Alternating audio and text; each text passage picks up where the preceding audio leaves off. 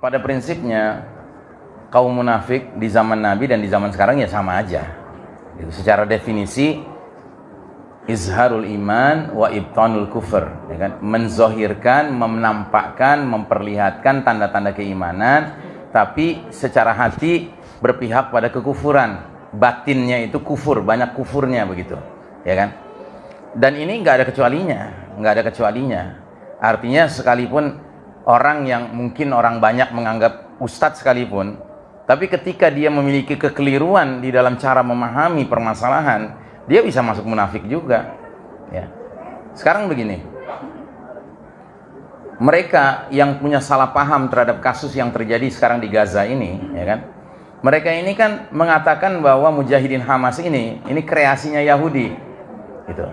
Bagaimana mungkin mereka bisa berpikiran demikian, kecuali kalau mereka sendiri punya kedengkian kepada mujahidin, kan? Gitu. Nah, sedangkan kedengkian kepada mujahidin, mukhlisin, muttaqin, mu'minin, muslimin, itu hakikatnya adalah ciri kemunafikan, gitu. Sekalipun dia mengatakan diri dia juga mencintai muslimin, ya kan? Alasan dia adalah ini kreasi Yahudi supaya Israel jadi punya alasan untuk membantai saudara-saudara muslim kita di Gaza. Ya seolah-olah kayaknya dia cinta banget sama saudara-saudara di Gaza. Padahal kalau dia paham saudara-saudara kita di Gaza, saudara kita di Gaza tuh nggak perlu dikasihani sama kita. Mereka nggak butuh kasihannya kita. Dan memang setelah sekian lama mereka diblokade sama Israel, mereka sudah paham bahwa kasih sayang mereka harapkan tuh nggak dari manusia lagi. Yang mereka butuhkan adalah kasih sayang Allah. Makanya mereka memintanya ke Allah semata. Jadi sesungguhnya apa yang dikerjakan oleh kaum muslimin di Gaza sekarang ini sudah benar-benar satu sikap bersama gitu loh mereka. Nggak ada seorang pun muslim di Palestina hari ini, jangankan di Gaza, termasuk di tepi barat gitu kan, kecuali mereka berpesta pora ketika mendengar terjadinya serangan mendadak yang bikin Israel kelimpungan tanggal 7 Oktober itu. Jadi nggak ada tuh ceritanya seperti yang digambarkan si Fulan ini, Ustadz Fulan ini, ya kan, yang seolah-olah wah ini mengakibatkan saudara muslim kita terancam, ya kan. Mereka nggak merasa terancam.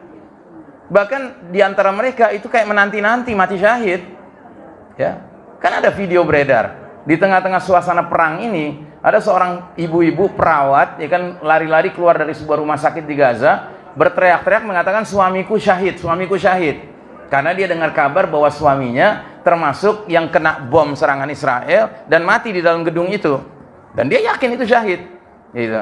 Dan dia keluar nyari siapa? Nyari anak perempuannya, anak gadisnya, ya kan. Sambil dia peluk, dia bilang ayahmu syahid nak, gitu, ya kan.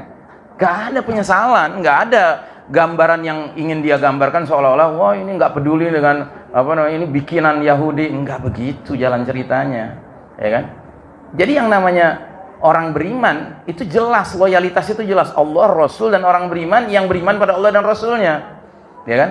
Tapi kalau orang munafik itu nggak jelas loyalitasnya kemana, seolah-olah ngaku-ngakunya loyal pada Allah, pada Rasul, pada kaum muslimin, tapi nyatanya kok kayak seneng banget gitu mencela mujahidin, senang banget mencela orang-orang yang jujur di dalam menegakkan agama Allah.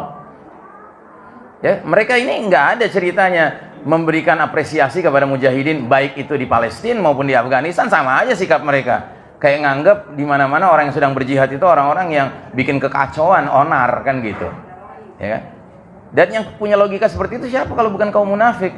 Kaum munafik itu paling nggak suka gitu berpikiran untuk sesuatu kegiatan yang bisa mengancam nyawanya. Mereka paling nggak suka. Karena mereka tahu bahwa diri mereka itu tidak hidup untuk Allah, hidupnya untuk dunia. Itulah orang munafik, ya. Jadi sama saja, nggak ada bedanya, gitu. Dan kalau kita lihat di dalam surat An-Nisa ayat 145 kalau saya tidak salah, itu disebutkan wa basyiril munafiqina bi anna lahum adzabun alim. Berilah kabar gembira kepada orang-orang munafik bahwa bagi mereka akan ada azab yang pedih. Alladzina yattakhiduna al-kafirina awliya'a min dunil mu'minin, yaitu orang-orang yang telah menjadikan orang-orang kafir sebagai pemimpin mereka, sebagai sahabat mereka, sebagai kawan kepercayaan mereka, sambil meninggalkan orang-orang beriman. Ayabtahuna indahumul izzah fa innal izzata lillahi jami'an. Apa mereka berharap dengan mereka bisa dekat-dekat sama orang-orang kafir itu mereka dapat izzah, kemuliaan? Padahal sesungguhnya kemuliaan itu sepenuhnya milik Allah Subhanahu wa taala. Ya, itu jelas ya? Oke, itu poin pertama.